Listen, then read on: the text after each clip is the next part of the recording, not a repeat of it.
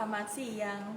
Em, Hari ini hari Rabu, kita ketemu di Instagram Live-nya Rumah Kebangsaan.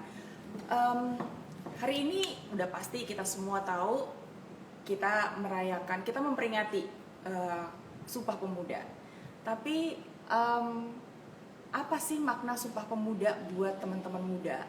Nah, hari ini saya akan ajak ngobrol salah satu teman muda yang akan menemani saya selama 45 menit ke depan.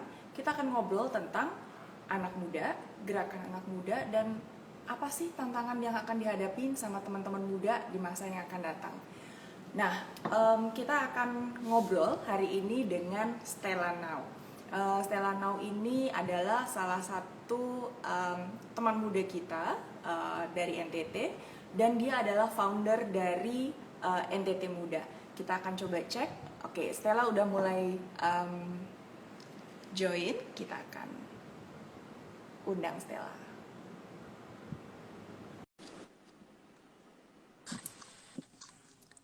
Hai Kak Rika. Apa kabar yang baru pulang? Baru pulang banget. Baik-baik. Kakak apa kabar, Kak? Baik. Sehat kamu, Stella? Sehat-sehat. Udah rapid test segala macam, ternyata alhamdulillah negatif, jadi aman. Kamu sekarang di mana?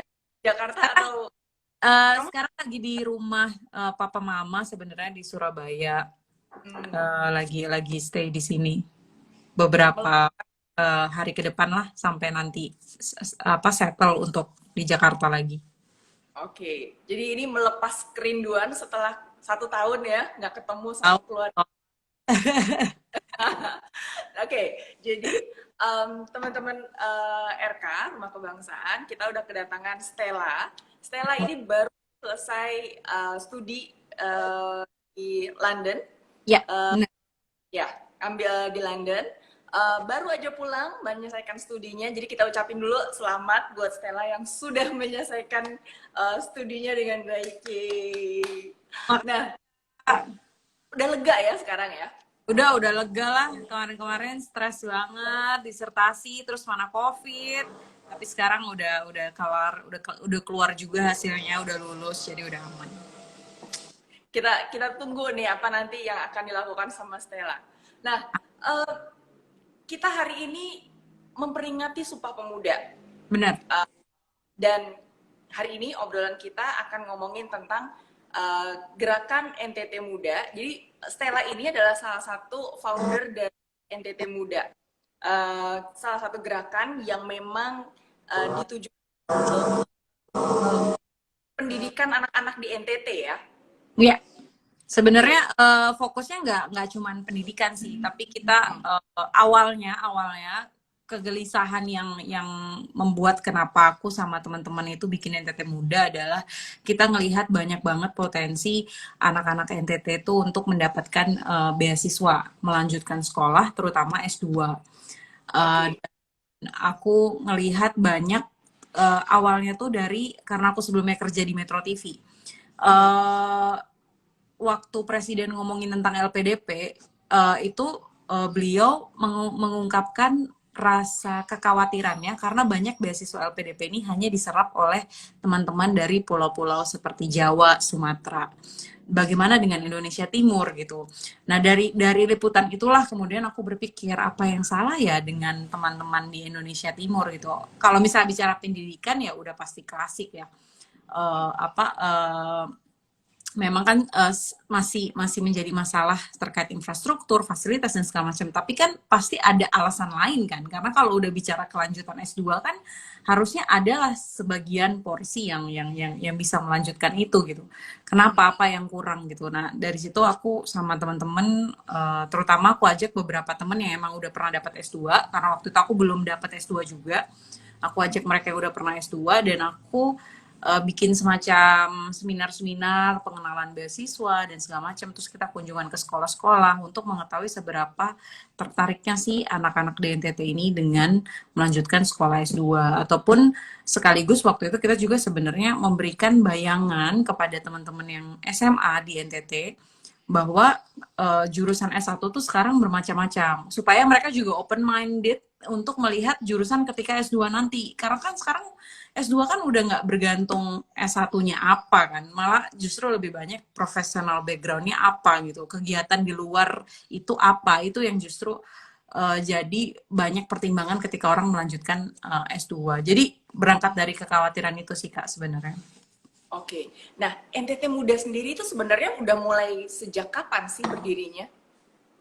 Kita tuh dari tepatnya ngobrolnya tuh dari awal 2018 kebetulan sama teman alumni Unpar, kita anak-anak lulusan Parahyangan Bandung itu sama Dinda, Shady dan dulu ada Woko. Kita udah ngobrol-ngobrol berawal dari kita sering ngopi-ngopi pulang kantor terus kayak lama-lama dipikir-pikir kayak gila ya kita ngopi tuh di Jakarta sehari bisa 50.000, bisa makan tuh bisa sampai 100.000 satu orang.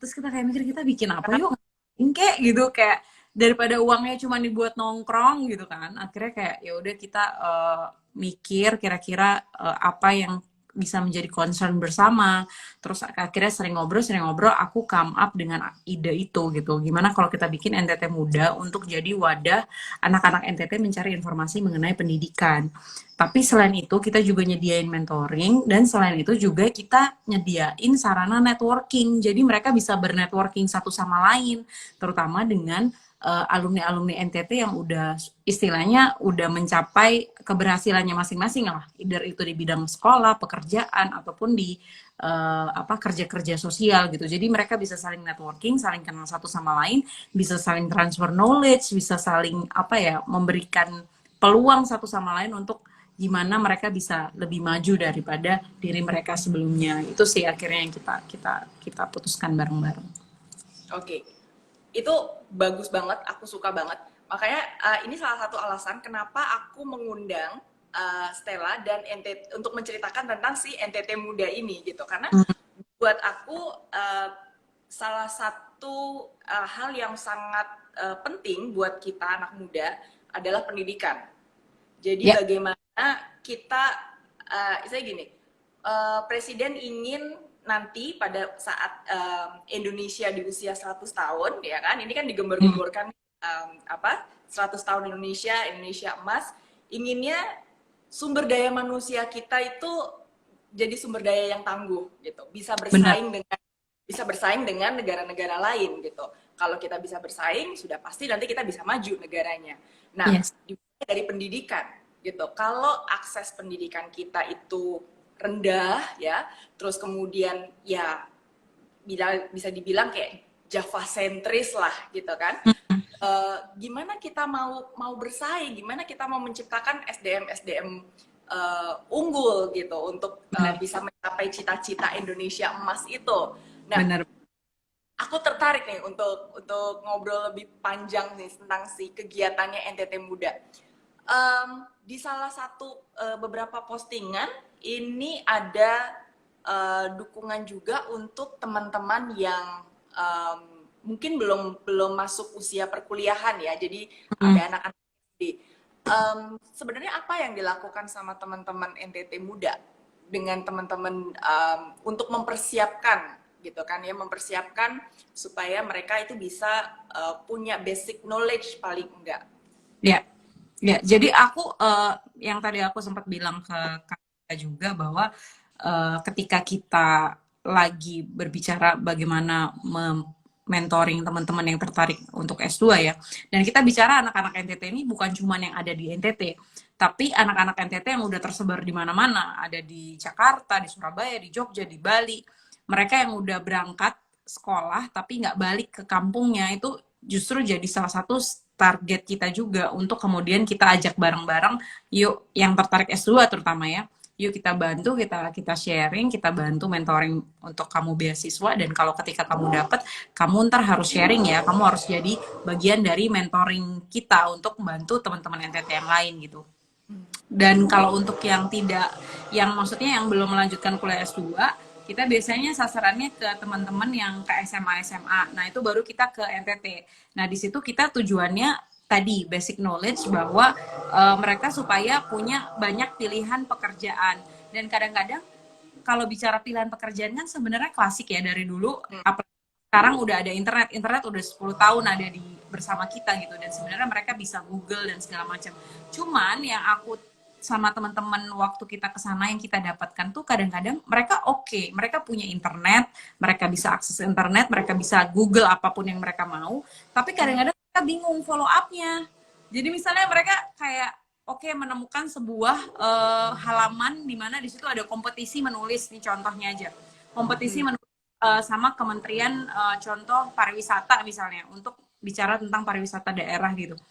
Dijelasin semua apa segala macam, tapi kemudian mereka bingung kalau mereka ada pertanyaan lanjutan, mereka nanya ke siapa, kontak person misalnya menyediakan email, dan mungkin mereka tidak literate enough untuk menggunakan email misalnya, yang kayak gitu-gitu, hal-hal sederhana kayak gitu yang kita coba untuk fasilitasi. Terus bayangan mereka terhadap dunia pekerjaan juga mungkin ini sebenarnya kalau bicara pendidikan tuh nggak bisa kayak antara NTT Muda dan teman-teman NTT aja ya, karena pendidikan kan struktural banget Kak. Kenapa Ya. menjadi pendidikan itu masih menjadi masalah, karena memang perannya tuh bukan cuma di kita sebagai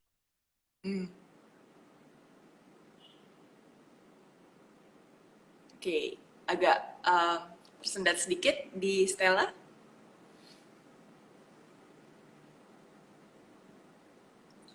Oke, dan sambil profesi. Kalau misalnya nunggu kita tanya kamu Stella. kuliah S1 mau apa, aku mau HI Kak, tapi aku bingung HI itu selain diplomat ngapain ya gitu.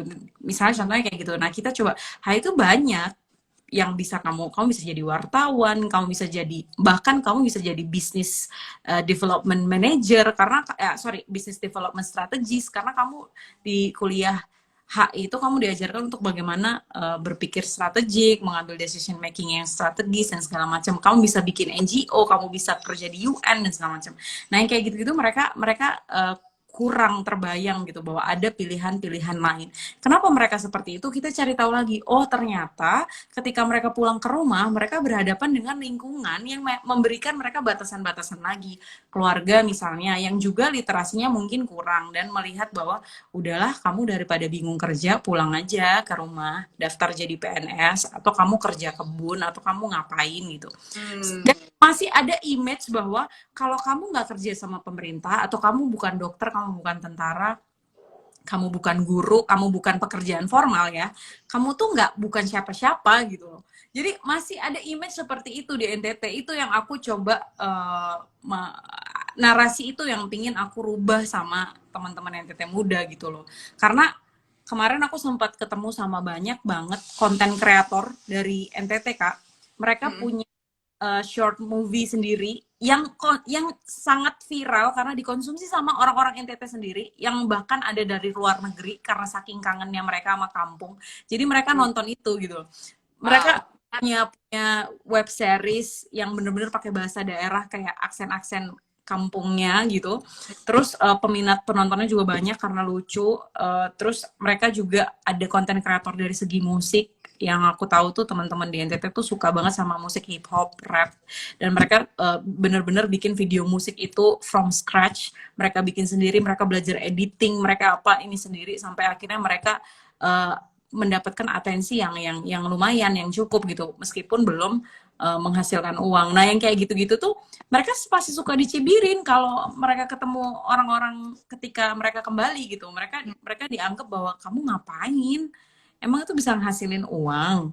Emang itu ada masa depannya, ada jenjang karirnya gitu. Jadi mindset itu sebenarnya yang aku pingin kayak kita udah nggak di dunia lagi gitu loh. Kita udah di dunia dimana ketika semakin banyak kita bernetworking sama orang, ketika kita semakin banyak bersosialisasi, berkomunikasi, transfer knowledge to each other, semakin besar potensi kita untuk lebih baik daripada di kita yang kemarin-kemarin gitu loh. Bukan cuman yang ada yang kita pelajarin di classroom gitu. Aku mikirnya kayak gitu sih Kak.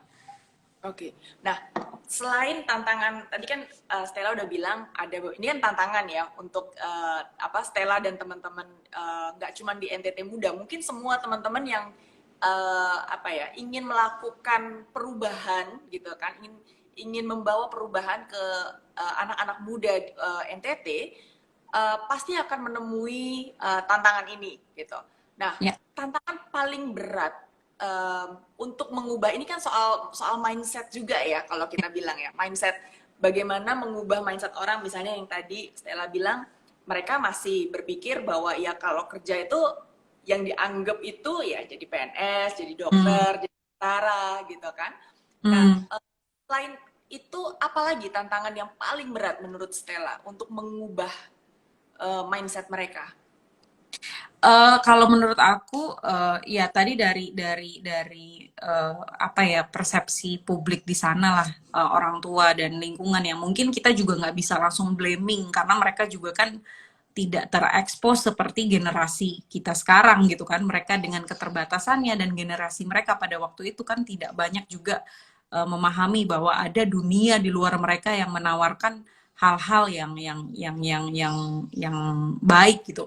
Tapi tantangan lainnya menurut aku ini sih, bagaimana menghadapi rasa gagal gitu, rasa imposter syndrome kak. Itu masih berasa banget ketika nggak cuma di NTT. Setiap saat aku kalau ke Indonesia Timur rasa seperti itu tuh masih ada. Mungkin itu bukan permasalahan budaya ya, tapi bisa dibilang permasalahan orang Indonesia pada umumnya. Tapi sangat berasa banget ketika kita ke Indonesia Timur gitu loh. Dimana mungkin beban sejarah mereka dianggap mereka tidak pernah diperhatikan, mereka dianggap ya memang orang yang jauh, yang kayak semacam pedalaman yang tidak tersentuh gitu, sehingga uh, mental seperti itu masih terbawa gitu. Ketika mereka menemukan halangan sedikit atau mereka menemukan kegagalan sedikit, mereka langsung ngerasa kayak oke, mungkin aku nggak capable enough untuk itu, atau mungkin aku nggak deserve, atau mungkin aku ngerasa kayak ya mungkin aku orang NTT emang kayak gini kali kualitas otaknya atau segala macam gitu.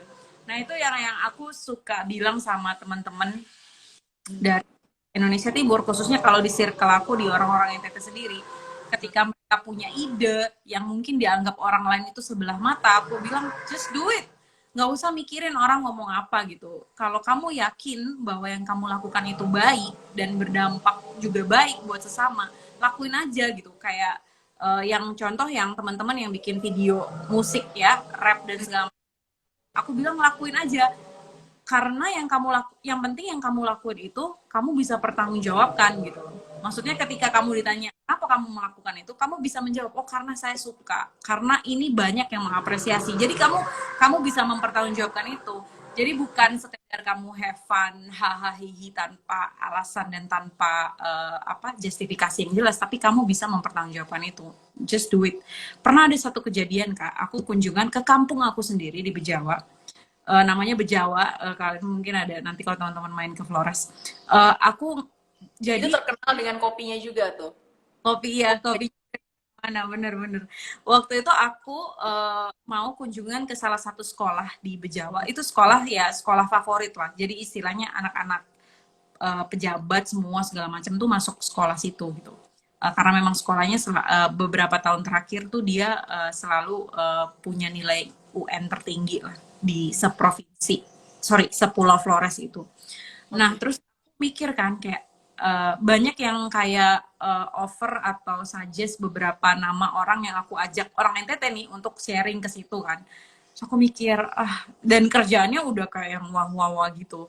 Nah, Hmm. kebetulan aku punya saudara yang rumahnya nggak jauh dari rumah aku di Bejawa, dan dia punya bisnis kayak gelang yang dibikin sendiri, handmade gitu kak. Dan dia buka di rumahnya Hmm. dia kayak online dan segala macam untuk jualan di kota Bejawa itu, handmade itu dia jual secara online, dan kayak kalau ada semacam motel juga ada yang nginep di situ dia sekalian tawarin siapa tahu mau beli handmade-nya. Dan aku ajak, namanya Angel, aku ajak dia, Angel kamu ikut kita sharing yuk NTT Muda. Terus dia sempet yang itu tadi kayak aduh kak tapi saya ini apa yang mau di sharing, nggak ada yang ini. Loh kok kamu kayak gitu ngeliat diri kamu? Enggak dong, kamu keren, kamu bisa punya ide untuk bikin handmade gelang dan kamu jual gitu. Kamu, karena dia belum punya pekerjaan, dia waktu itu bener-bener kayak ya dia mau daftar PNS nggak goal, terus dia mau kerja kantoran juga limited, mau kerja bank, backgroundnya juga nggak waktu itu background dia kalau nggak salah tuh studi Memadai. pariwisata atau apa gitu. Jadi kayak dia pokoknya dia susah lah dapat pekerjaan. formal. Akhirnya dia jaga motel orang tuanya dan sekaligus dia bikin handmade gelang itu untuk dia jual-jual secara online. Terus dia juga punya video-video YouTube sharing kalau misalnya apa dia lagi dandan, catok rambut gitu-gitu yang akhirnya kemudian berbuah uangnya adalah dia sering diminta orang dandan dan dibayar. Jadi kayak dia ngedandanin orang, Kayak make-up make tutorial gitu ya. tutorialnya dia itu Hmm. mendatangkan customer buat dia gitu kan. Terus aku bilang itu aja yang kamu sharing. Kamu harus kasih semangat ke teman-teman di kampung kita bahwa pekerjaan itu banyak pilihannya. Mindset kita tuh nggak boleh terbatas sama pekerjaan yang cuma di depan mata. Kita harus bikin something yang mungkin kita punya potensi di situ, kita punya peluang sembari kita mungkin kalau memang ambisinya masih mau kerja kantoran ya daripada nganggur ya do something yang mungkin kamu suka yang ngapain. Dan aku ajak dia untuk sharing sampai ke sekolah.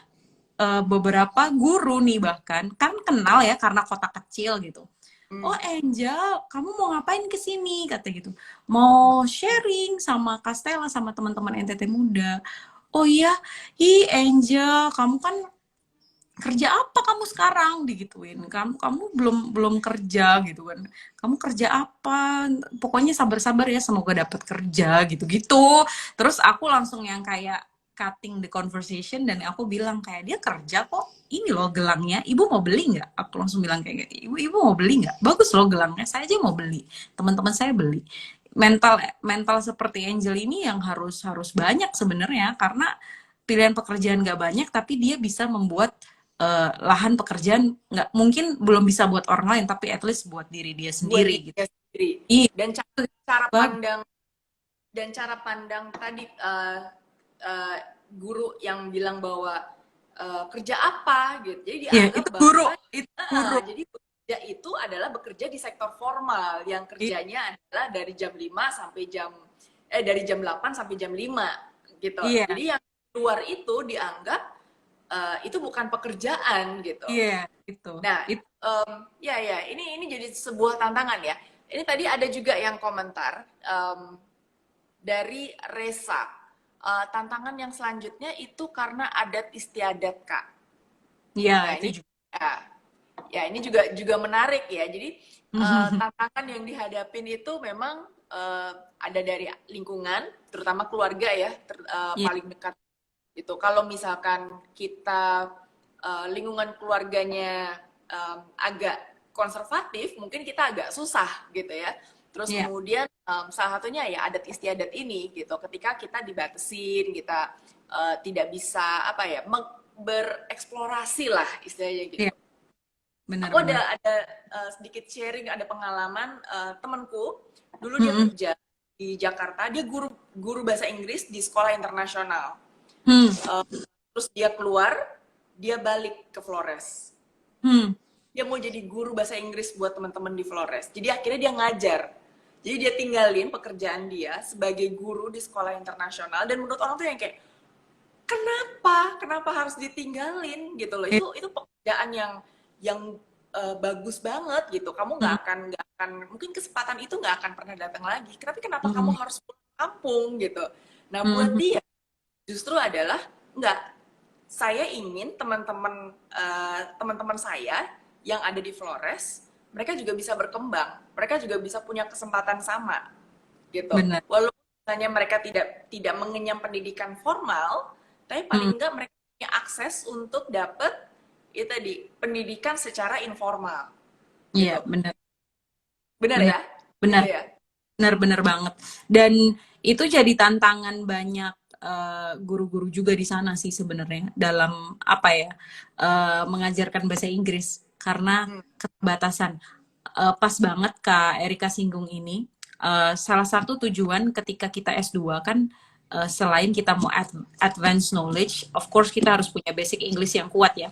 Waktu kita kunjungan ke Flores dan juga ke Kupang, Kupang I have to say Kupang itu masih agak lebih baik lah karena memang dia ibu kota NTT ya. Tapi Kotanya. iya, other than Kupang in terms of belajar bahasa Inggris itu ya banyak sekali yang memang harus otodidak gitu karena ya lembaga bahasa Inggris kan terbatas. Orang-orang harus belajarnya online. Online kan berarti ya otodidak gitu. Kalau misalnya mereka mau ikut lembaga bahasa Inggris secara online yang berbayar juga ada, tapi yang aku sering temukan mereka otodidak belajar. Permasalahan lainnya adalah terkait bahasa Inggris ini, guru-guru yang kemudian mereka punya keinginan melanjutkan S2 dan mereka merasa punya potensi gitu. Ada di salah satu kampung di Kabupaten Nagekeo. Itu aku sampai dipanggil sama kepala sekolahnya, sama teman-temanku ini. Dan di situ aku pikir kita mau ketemu siswa nih, mau ketemu pelajar. Itu undangan mendadak banget karena aku dikontak sama salah satu sekretaris daerah karena mereka tahu di kabupaten ini, mereka tahu bahwa ada namanya NTT Muda lagi ngunjungin sekolah-sekolah di situ. Kita ngunjungin 2 sekolah di situ. Tiba-tiba dari sekda ini ngomong, Stella, Nona Stella boleh nggak berkunjung ke salah satu sekolah, Yohanes Don Bosco. Dia sekolah baru, kita pingin denger-denger dong, sharing-sharing knowledge ke sana. Oh iya boleh. Aku ajak 2 temen aku ini, co-founder aku, Dinda sama Shady, kita naik mobil, naik masuk ke gunung ke atas sana. Sampai sana kita pikir kita ketemu siswa. Ternyata kita ketemu guru-guru. Jadi ketemu guru-guru semua, kita bingung, kaget lah. Ini guru-guru. Terus kayak, masuk-masuk. Terus kepala sekolahnya adalah seorang Romo. Nah dia bilang, duduk-duduk, Mas Stella duduk gitu. Terus kayak kan aku perkenalkan teman-teman aku, terus Romo menjelaskan bahwa ini yang datang guru-guru karena mereka ingin tahu mengenai NTT Muda dan kira-kira apa yang mungkin NTT Muda bisa tawarkan, yang sekiranya kita bisa belajar dari NTT Muda. Terus kita bilang bahwa kita datang sebenarnya nih, target kita adalah anak-anak SMA, tapi untuk memberikan pandangan kepada mereka sebenarnya untuk lebih ke kayak mindset building, cultural building, untuk lebih supaya mereka lebih berani dan mereka lebih punya banyak pilihan. Mereka tahu sekarang kemana kalau mereka mau bertanya, kalau mereka bingung gitu loh. Jadi cuman supaya NTT Muda nih kayak anak-anak NTT tuh tahu bahwa oke, kalau gue bingung urusan sekolah atau urusan kerjaan, kayak informasi apapun yang mereka ditemukan di internet, mereka punya NTT Muda buat nanya apapun itu gitu loh. Jadi kayak kita dari NTT Muda akan mengupayakan sebisa mungkin untuk mendapatkan informasi yang mereka butuhkan gitu. Sekaligus networking. Nah, ternyata si guru-guru si kepala sekolah ini bilang, "Iya, jadi ada beberapa guru saya ini mereka pengen lanjut S2. Cuman kendalanya tempat tes IELTS dan TOEFL itu di sini nggak ada. Jadi orang itu harus terbang ke Kupang dulu buat tes kayak gitu. Untuk Sementara, tesnya. untuk tesnya. Sementara kan kalau dari sini ke Kupang kan mahal, nggak gampang. Orang harus naik pesawat dulu, naik kapal harus sehari 2 hari, terus kayak naik mobil juga makan waktu, udah capek duluan gini. Mungkin nggak ya diadvokasi supaya ada lembaga untuk tes bahasa Inggris di Flores, jadi nggak perlu harus jauh-jauh ke Kupang atau ke Bali atau ke Surabaya untuk itu. Dan nah, itu aku sempat kita jadikan salah satu concern juga yang sampai sekarang itu masih jadi PR sebenarnya buat kita NTT Muda gitu. Bagaimana menghadirkan lembaga tes ini gitu. Dan kebetulan kayak Dinda lulusan AS, aku juga Chevening, kita mau advokasi itu sebenarnya ke Australia sama UK karena mereka kan IELTS ya, IELTS based. Dan kita mau networking juga sama teman-teman NTT lulusan dari Amerika untuk mereka bisa advokasi juga mengenai TOEFL gitu supaya bisa buka tes di Pulau Flores gitu, maksudnya supaya nggak harus ke Kupang gitu. Atau misalnya karena pandemi ini kan everything has to go online ya. Jadi kayak gimana caranya supaya sistem penilaian itu orang nggak perlu ke tempat tes lagi, kayak misalnya bisa lewat online sehingga memudahkan orang-orang di Flores untuk bener-bener kayak self assessment gitu, tahu bahwa oke, kayaknya nilai aku segini, aku harus belajar apa lagi segini gini. Jadi nggak harus capek-capek duluan pindah tempat dan segala macam gitu. Jadi Hanya untuk tesnya ya. hanya tes doang gitu. Jadi aku sempat bahas ini juga sama Pak Victor, Gubernur NTT, dan ya itu emang masih butuh, ya namanya kerja kayak gini kan nggak cuman Nggak kita serap informasi kan, advokasi itu kan prosesnya panjang ya. Jadi kayak benar. ya itu PR sih buat kita juga sebenarnya Kak. Oke.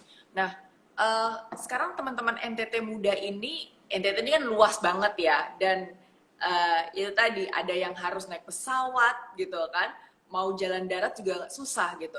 Teman-teman NTT Muda sendiri sudah menjangkau berapa wilayah di NTT? Kalau kita tuh sejauh ini, kalau aku pribadi untuk kayak ketemu yang sebagai aku, maksudnya karena aku orang sana ya, aku sebenarnya udah ke semua pulau kecuali Rote. Rote aku belum.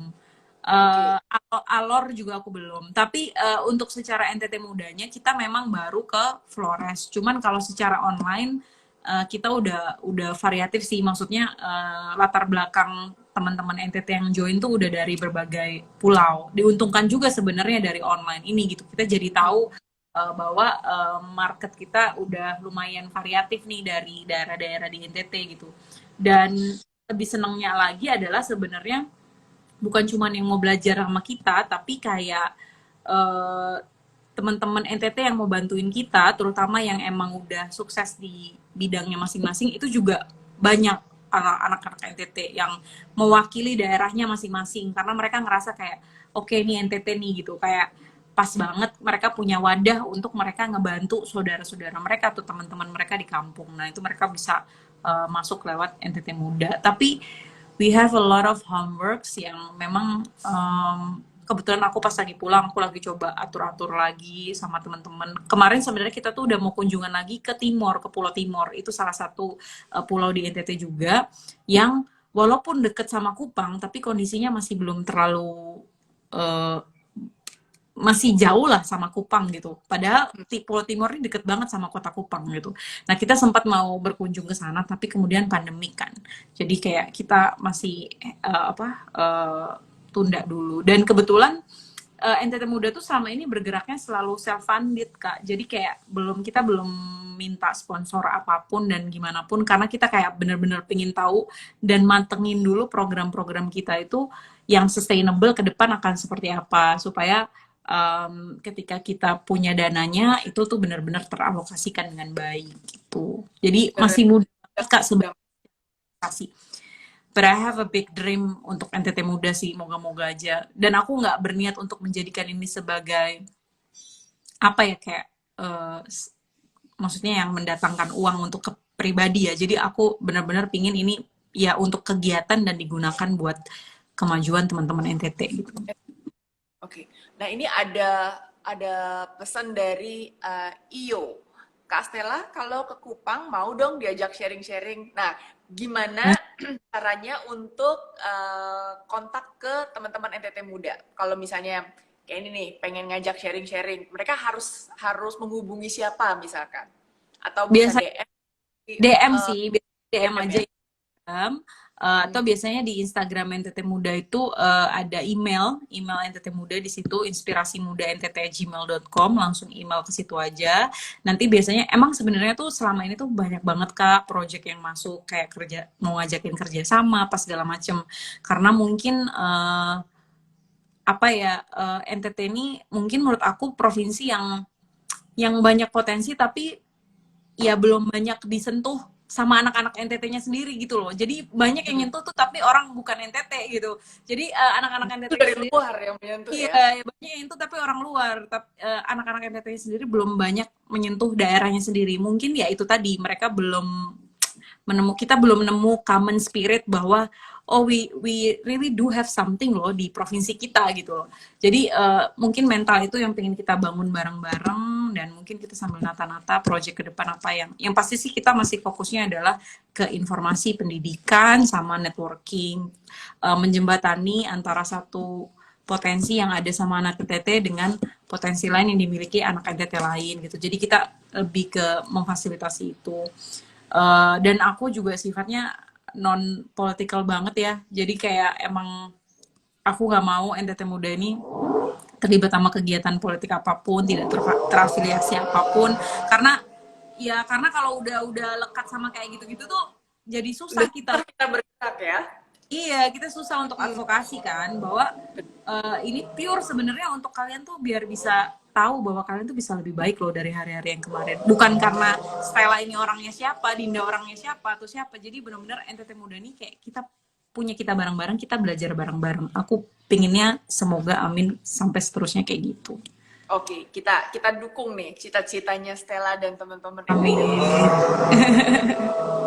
Buat teman-teman yang penasaran sama kegiatannya NTT Muda, boleh cek di Instagramnya NTT Muda, dan kalau ada yang mau tanya boleh banget nih chat di kolom komentar. Eh, ini Iyo, aku mau banget dong join membantu adik-adik di NTT. Terus semua tidak berjarak, suka banget sama semangat teman-teman di Kupang. Terus aku juga ada teman di Kupang. Terakhir aku mau samperin mereka. Jadi eh, kita dulu tuh ketemu karena acara kopi gitu. Oh, Jadi biasalah kan penggemar kopi. Jadi kita tuh ada acara kopi, kita acaranya di Flores, tapi pesertanya tuh dari beberapa daerah. Salah satunya dari Kupang ini gitu. Dan ah, dia tuh eh, dengan teman-teman kopinya, namanya Kupang Menyeduh.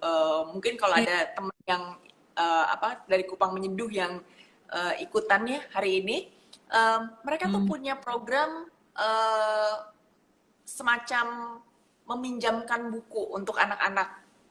Hmm. Jadi mereka kumpulin buku, terus kemudian mereka apa namanya memperbolehkan anak-anak itu untuk meminjam dan membaca gitu. Menarik, menarik Nah, banget. ini menarik banget karena akses kalau kita di kota kita punya privilege ya, Iya, kita mau ke buku deket banget gitu, iya, kita mau apa namanya akses internet ya kenceng banget kalau di kota, tapi kan iya, tidak di NTT gitu, iya dimana benar. banyak teman-teman kecil, banyak teman-teman kita bahkan yang masih kecil, jangankan untuk memperoleh akses terhadap pendidikan, memperoleh akses terhadap sanitasi dan air bersih aja mereka masih susah Iya gitu. benar. Jadi ini yang sebenarnya apa ya, satu menjadi kekhawatiran gitu ya kita bersama gitu, dan um, aku rasa ini perlu perlu dukungan dari semua teman-teman gitu kan. Kita Mhm. perlu buka mata teman-teman, tidak hanya teman-teman yang memang anak NTT, tapi juga teman-teman yang lain, bahwa teman-teman kita ini masih banyak yang membutuhkan dukungan, Nah, terutama untuk literasi mereka gitu, peningkatan literasi mereka. iya Nah, benar. eh ke depan ini apa yang menjadi selain ini tadi ya, kan ini sekarang masih masih masa pengenalan dulu lah, pengenalan wilayah-wilayahnya NTT. Iya. Ke depan apa yang ingin dilakukan sama teman-teman NTT Muda? Ke depan sebenarnya selain kita jadi wadah networking, kita pingin tuh kayak bisa someday ada anak-anak NTT muda. Ini sampai sekarang belum ada yang kesampaian nih. Anak NTT yang hasil mentoring NTT muda bisa dapat beasiswa ke keluar gitu. Misalnya kayak ada anak NTT muda dapat chevening, atau karena NTT muda dia dapat chevening, karena NTT muda dia dapat LPDP, atau karena NTT muda dia dapat Fulbright dan segala macam. Kita pingin kayak gitu sebenarnya. Masih kita usahakan terus kita juga pingin mengakomodasi workshop-workshop yang berkaitan dengan study-study non formal, kayak misalnya video editing, coding, terus kayak misalnya social media marketing, kayak gitu-gitu, bagaimana menghasilkan apa yang mereka upload ke online itu bisa menghasilkan duit gitu. Kita pingin ada workshop-workshop seperti itu. Terus kita juga pingin aku pribadi kan backgroundnya komunikasi ya, jadi aku pingin bikin semacam kayak public speaking course online gratis buat teman-teman NTT, untuk supaya mereka berani untuk mengungkapkan pendapat, mereka berani ya ya simple, tapi menurut aku itu valuable banget karena itu akan mempengaruhi mereka ketika mereka berkomunikasi sama orang, baik di online maupun di secara langsung face to face gitu. Dan mungkin mimpi besarnya adalah ya anak-anak NTT muda ini nanti yang balik dan akan bantu di daerahnya masing-masing dari segi advokasi policy, mungkin dari segi advokasi macam-macam lah, sesuai bidangnya masing-masing. Jadi kayak aku berharap kita bisa create orang-orang yang punya spesialisasi masing-masing dan kayak kita bisa tempatkan di pemerintah daerahnya masing-masing gitu loh. Jadi semacam punya kayak staf ahli yang tapi kayak anak-anak NTT sendiri yang uh, uh, uh, kayak staf ahli yang memang anak-anak NTT sendiri yang pakar di bidangnya, dan NTT muda bisa support itu, bisa distribusi kayak oh misalnya daerah ND Pemdanya butuh nih orang yang ahli di bidang ini. Nah, NTT Muda punya networkingnya. Oke, kita hadirin orangnya. Ini dia bisa bicara tentang ini, dia bisa sharing knowledge tentang ini. Kalau memang dibutuhkan kontrak lebih lanjut ya langsung deal aja sama si orang NTT-nya ini gitu loh. Jadi apa yang kita pelajari ketika kita ketemu di NTT Muda dan kayak kita dikirimkan ke tempat atau kita berlabuh di mana, kita balik lagi ke NTT Muda, kita salurkan lagi balik ke provinsi. Bayangan aku sih seperti itu. Mostly sebenarnya itu yang dilakukan oleh konsultan sih, tapi aku pingin ini basicnya ke depan ya non profit, tetap bisa non profit gitu. Jadi walaupun ada duitnya tapi itu benar-benar pure untuk Untuk operasional. ya, Iya, untuk langsung ke teman-teman di NTT. ya, benar Kak, gitu. Oke. Nah, kalau kita ngomongin soal cita-cita yang besar gitu kan, kita juga harus melihat potensi apa yang dimilikin sama teman-teman yang ada di NTT gitu. Kalau Stella sendiri melihatnya apa potensi besar apa yang dimilikin sama teman-teman muda di NTT?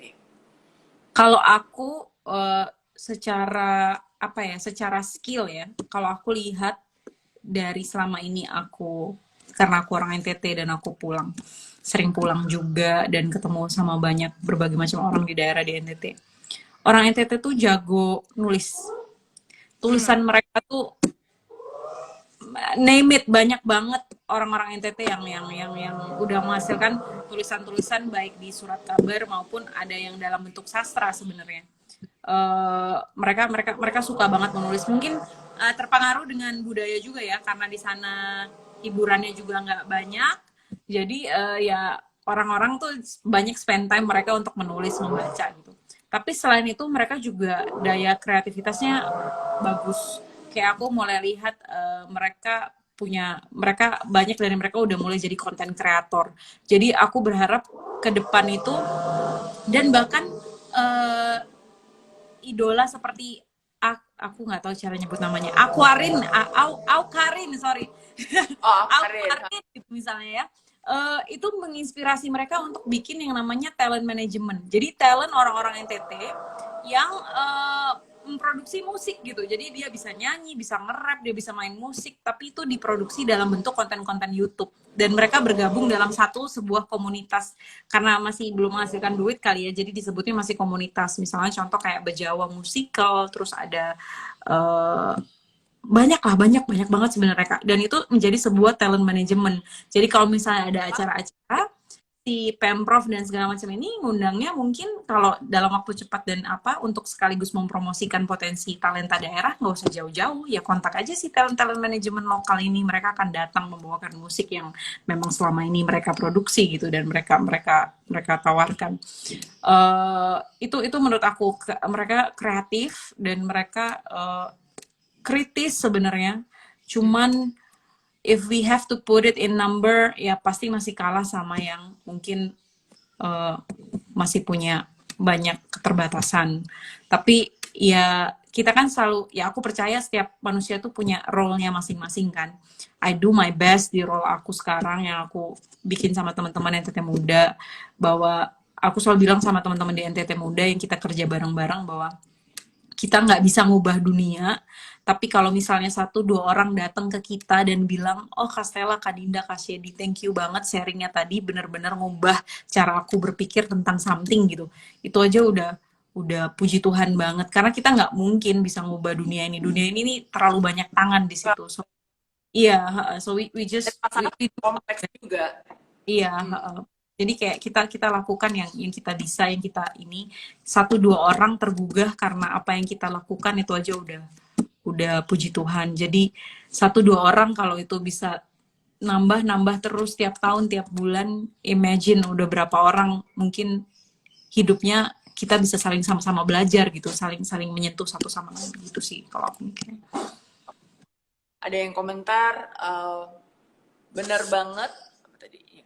Benar banget kata Castella banyak contohnya pemusik dan penyanyi ya ini apa namanya salah satu potensi ya teman-teman di timur itu suaranya bagus-bagus. Ya, iya itu juga. Suaranya bagus-bagus. Suaranya Sisi kreatif gitu ya teman-teman itu. Nah, berikutnya nih di masa pandemi ini, selain tadi bikin apa namanya kelas-kelas secara online gitu kan. Apalagi kegiatannya teman-teman NTT Muda? Kita sebenarnya ke depan ini kita mau kerjasama sama salah satu lembaga bilingual startup gitu ya. Jadi dia kayak bikin kelas-kelas online gitu yang of course masih bahasa Inggris Kak. Jadi kita kerja sama-sama mereka. Mereka kebetulan juga uh, cocok sama marketnya kita gitu dan mereka mau memberikan kayak semacam beberapa kelas gratis dan kemudian beberapa kelasnya berbayar. Jadi kita mau coba tawarkan itu ke teman-teman yang ada di NTT untuk ikut kelasnya. Mungkin uh, kalau misalnya dari kalangan pelajar belum banyak, ya kita bisa mulai dari yang udah kerja, misalnya guru-guru, PNS, dan segala macam. Karena ke depan nih kan mereka, NTT nih, I think NTT tuh mulai banyak menarik orang untuk datang ke sana, menurut aku. Dengan orang udah makin banyak tahu potensinya. Well, apart from yang kita lagi rame-rame komodo itu ya, dari itu aja udah banyak perdebatan karena ya itu karena orang tahu potensinya kan makanya diperdebatkan gitu. Terus selain komodo sebenarnya banyak sekali daerah-daerah NTT tuh yang bagus-bagus dan belum tersentuh gitu sebenarnya. Ya. Nah itu yang aku pingin nanti ke depan yang lebih banyak berperan itu ya teman-teman NTT, mereka yang akan berperan langsung di situ mengawasi dan juga memberikan input, memberikan ide-ide mereka untuk perkembangan di daerah mereka masing-masing. Dan uh, itu sih paling Kak, itu yang kita upayakan terus ke depan. Oke. Nah, ini kita udah 45 menit ngobrol-ngobrolnya, nggak terasa banget. Terasa banget. Nggak terasa banget. Nah, buat teman-teman yang tertarik sama kegiatannya NTT Muda, kalau kita tertarik banget nih sama NTT Muda, karena apa? Satu, kita butuh untuk masa depan ya, kita butuh anak-anak muda yang tangguh, anak muda yang punya karakter, punya prinsip dan mau membangun bangsanya sendiri gitu. Kita nggak akan mungkin bisa mengerjakan sendiri, teman-teman NTT juga, NTT Muda nggak akan bisa mengerjakan Iya, sendiri. Kita benar. butuh untuk melakukan kolaborasi. Jadi buat teman-teman yang tertarik dengan kegiatan NTT Muda dan ingin ingin mendukung, boleh langsung kontak ke Instagramnya @nttmuda. Ini ada dari Bungsu. Pemerintah di NTT mengapresiasi kelebihan anak NTT yang berhasil bersaing di Jakarta. Benar. Seperti pemusik, jika mau diapresiasi di NTT, maka harus bersaing di Jakarta. Seperti jika juara di Indonesia Idol. Oke. Oke. Terus, apakah itu benar? Jadi ada pertanyaan ternyata itu. Apakah itu benar? Coba Stella. Apakah itu benar? Bungsu ini salah satu contoh yang aku bilang Kak. Dia konten, Oke. jadi dia punya semacam talent ya baru namanya Bejawa Musikal. Tadi aku sempat mention itu Yang salah mention. namanya Dandi. Bungsu ini nama aslinya adalah Dandi. Jadi Dandi Oke. ada temannya namanya Fua, ada beberapa teman-teman NTT lain di sana dari Bejawa. Mereka bikinlah semacam konten-konten musik hip hop. Dan peminatnya banyak yang suka, banyak yang seneng nyanyi juga. Tadi akhirnya gabung sama mereka ikutan nyanyi, bikin konten dan upload ke YouTube gitu. Harus bersaing di Jakarta. Sebenarnya Dandi ini sendiri, Bungsu ini udah bisa memberikan contoh bahwa nggak harus di Jakarta kok kalau kita mau bikin sesuatu yang orang bisa apresiasi gitu loh. Tapi mungkin perputaran uangnya itu memang masih banyak ya, balik lagi Hmm. kita nggak bisa banyak ini ya karena pasti dia Jakarta lagi gitu. Cuman mungkin maksudnya Dandi adalah bagaimana kemudian pemerintah mensupport itu, mengadvokasi itu, mensupport itu supaya kualitasnya bisa bersaing dengan apa yang dibuat di Jakarta. Karena kan Jakarta kan dekat dengan segala macam fasilitas kan, otomatis secara kualitas mereka pasti ya akan selalu selangkah lebih maju daripada kualitas teman-teman yang teman-teman bikin di daerah. Tapi kalau aku ngeliat sekarang sebenarnya tren di sosial media ya, tren kita nih anak-anak yang friendly gadget ini, mereka tuh lebih menghargai authentic tuh, being authentic. Jadi kayak yang terlalu banyak gimmick dan kayak segala macam editing dan segala macam tuh kayak ya it's fine, it's okay, itu juga okay, nggak bukan berarti itu jelek, tapi yang otentik tuh justru sekarang udah mulai menarik perhatian juga. Orang-orang yang dengan ide-idenya sendiri, dengan skillnya sendiri, they create something yang meaningful, yang orang-orang bisa relate gitu.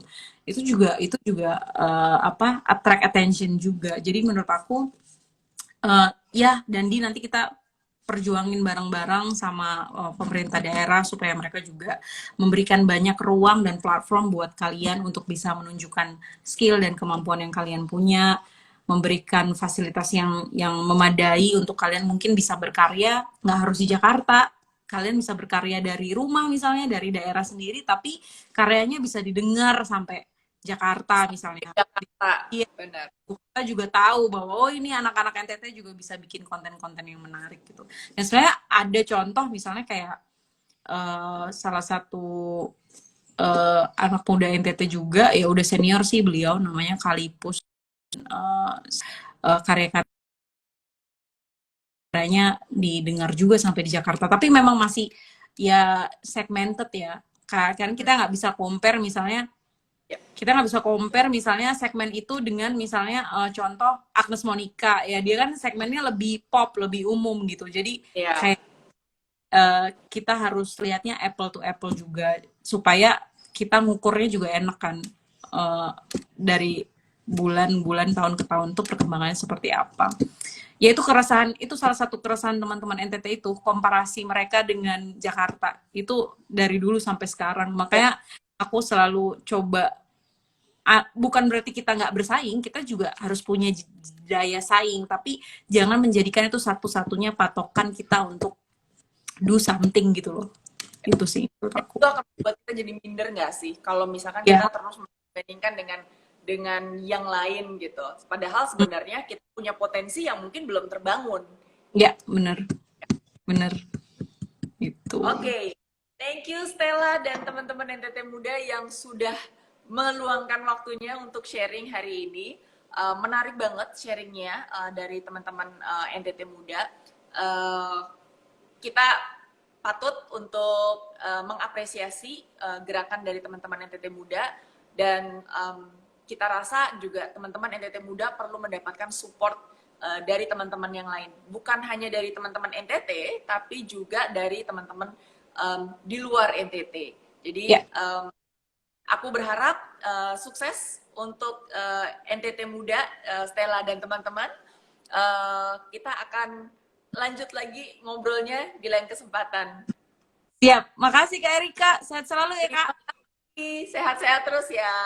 Ya, bye-bye Kak. Dadah.